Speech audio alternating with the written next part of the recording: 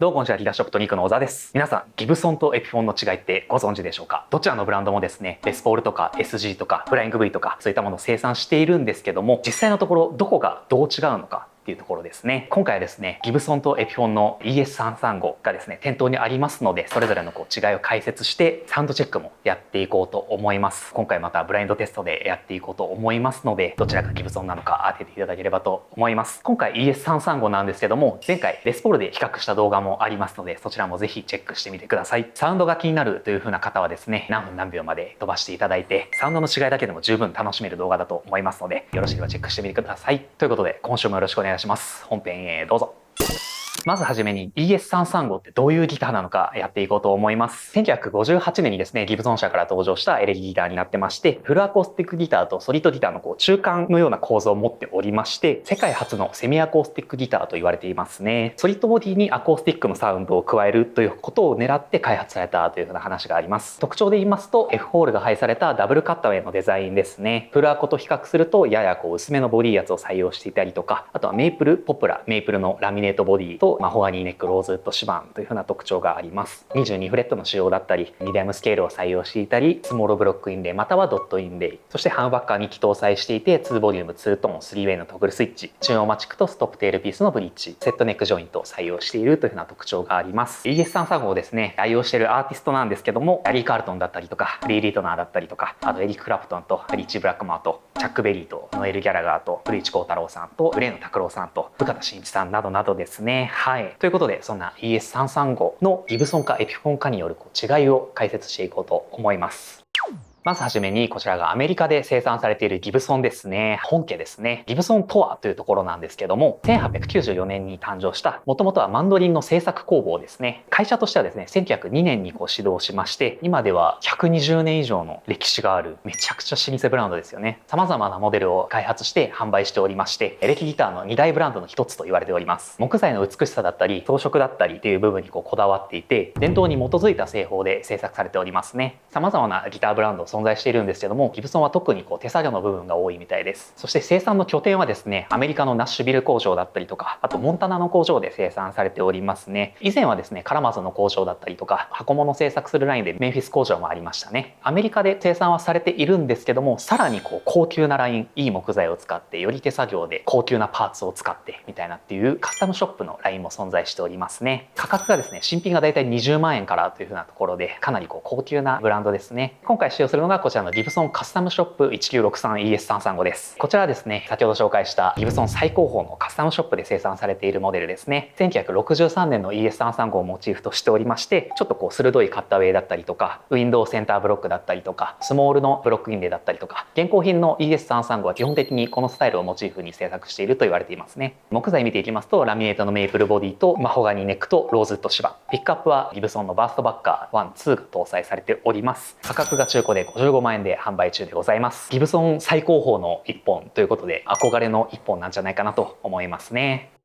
続いてアジアで生産されているエピフォンについてやっていこうと思います。まずはじめにエピフォンとはというところなんですけども、ギリシャ人のですね、アナスタシオス・スタトポーロさんという方がですね、1873年にトルコでバイオリンやリュートの工房をスタートするんですね。その後ですね、息子であるエパミノンダスという方がですね、事業を引き継ぎまして、1928年ですね、名称がエピフォンという風になりますね。その後ですね、1957年にギブソン社に買収されまして、そこからかなり飛ぶんですけども、2023年には創業150周年を迎えるという風な非常に歴史のあるブランドですね。昔はですね、アメリカで生産をされていたんですけども、現在基本的に中国だったり韓国だったりインドネシアだったりアジアで生産されておりますね。ギブソンがかなり手作業な部分が多くて伝統的な製法で製造していたのに対して、現在のエピフォンは基本的に機械で大量生産で作られております。価格がですね、新品で2万円台からという風な感じで、これからギターを始めるっていう方でも手に取りやすいモデルが多いんじゃないかなと思いますね。エピフォンについて詳しく解説している動画がありますので、よろしければそちらもぜひチェックしてみてください。さっき1957年から2023年まで飛んだんですけど、その間のところ話してるんでぜひ見てください。そして今回使用するモデルがこちらのエピフォンドットですね。ギブソン ES335 の廉価モデルとして登場しております。こちら中国で生産されておりまして、木材見ていきますとラミネートのメイプルボディで、ネックがメイプルで指板がローズウッドですね。塗装はですね、先ほどギブソンのモデルはラッカーだったんですけども、こちらポリ塗装を採用しております。ピックアップはエピフォンオリジナルのハムバッカーが搭載されておりますね。価格格が中古で44,000円で販売中でございます。ギブソンとエピフォンを紹介してきたんですけども、もちろんその細かいパーツも違ったりとか、作ってる場所、木材とかヘッドストックとか細かい部分とかもかなり異なってはいるんですけども、構造としてはどちらも同じくセミアコーというくくりなので、根本的なサウンドは近しいものがあるんじゃないかなと思いますが、どうですかね。そんな感じで今回ギブソンカスタムショップの ES335 とエピフォンのドットですね、ブラインドテストで音を鳴らしていこうと思いますので、どちらがギブソンか分かりましたら是非コメントしてみていただいて、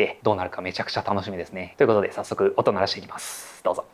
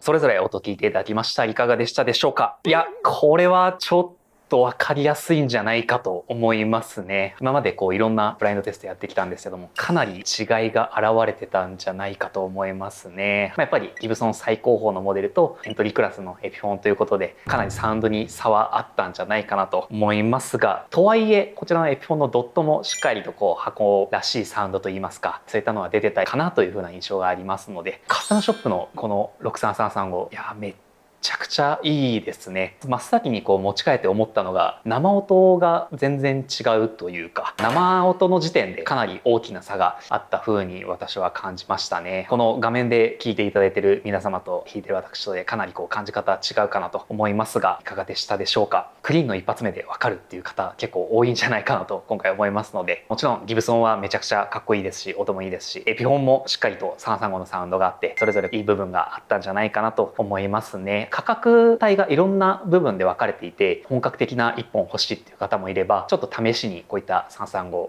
いいなみたいな思ってる方も手に取っていただいて十分楽しめると思いますので、皆様に合った1本が手に入るのがこういった大きいブランドの魅力なんじゃないかなと思いますね。ということで皆様いかがでしたでしょうか？音こうだったとか何やらありましたらぜひコメントしてみてください。ということで本編終わり。8月の頭にですね、PRS のイベントがありまして、ポールさんと SE の総指揮を取っているジャックさんという方のクリニックがあるということで、とにかくその日ちょっとお店を閉めて、スタッフと3人で行ってまいりました。いや、めっちゃくちゃいい経験でしたね。移動がまずバスだったんですけど、バスの後方のところにポールさんおるみたいな感じで、その中でもいろんなお話というか、こういう経緯でこのモデルを作ったとか、レオフェンダーとか、テッド・マッカーティとか、超有名な方からいろんなことを教えてもらって、何回も同じことをあえて質問したみたいで、何回質問しても同じことが返ってきたっていうふうにおっしゃってまして、これは真実であるみたいな感じで、いろいろなお話を聞かせていただきまして、その後ですね、PRS の倉庫の方でいろいろなお話を聞かせていただいたんですけども、ヴィンテージのストラトとレスポールがあって、それとポール・リード・スミスのギターを比較して、どれぐらい違うのかみたいな目の前で検証されてて、ポールさんが持ってきてたのが1962年のストラトだったんですけど、それ VS シルバースカイで比較をするみたいなのがあって、もちろん差はあったとは思うんですけども、シルバースカイのクオリティもめちゃくちゃ高くて、負けてないような感じが、むしろ使いやすさでいうとシルバースカイとかの方が良かったりもするのかなって思うような感じでしたね。その後はですね、選定会みたいなのがありまして、3本ですね、トニークで仕入れてきまして、トニークで入れたのはですね、C24 のフォローとシルバースカイ NF53 手に入れることができまして、ヘッドの裏には全部ポールさんのサイン入れてもらって、みんなちょっとお写真撮ってみたいな感じでやらせていただきまして、ポールさんもおっしゃってたんですけど、今日こうやって話したことをぜひそのディーラーの方々はお客さんにどんどん還元してほしいっておっしゃってまして、メーカーさんの方からこうやって教わったこととかっていうものをトニックとしてもお客様の方にどんどん還元できたらなと考えておりますので、皆様これからもよろしくお願いします。翌日ですね、SE の総指揮のジャックさんという方がトニックいらっしゃったんですけど、その際もめちゃくちゃかっこいいことがあって、ちょっと質問とかさせていただいたんですけど、最後ジャックさんからこのお店で PRS がより売れるようになるために僕らに何かできることってないかみたいな、すごいスケールの大きな質問というか、そういう風にメーカーさんの方からお話が出てくるっていうのがちょっと鳥肌立ってしまって、やっぱ海外すげえなって思いましたね。そんな感じでポールさんもジャックさんも一つの大きな会社のトップの方とすごい上の方がいらっしゃってお話しする機会があって、やっぱりより PRS 好きになりましたし、もともとめちゃくちゃ好きなんですけども、これからもどんどん押していきたいなと改めて思いましたね。なのでこれからも様々なギターの魅力発信していきたいと思っておりますので、皆様今後ともよろしくお願いします。ということで、この動画面白かったという方はいいねとチャンネル登録、高評価よろしくお願いします。いつも見てくださってる皆様本当にありがとうございます。感謝しております。Twitter、Instagram、Facebook 各種やっておりますので、そちらもぜひチェック、フォローよろしくお願いします。横浜市西区平沼 1-4-8 丸山ビル1階ですね、ギターショップと2区営業しておりますので、ぜひ遊びに来ていただけたらと思います。最後までご視聴いただきありがとうございました。それでは正解発表です。どうぞ。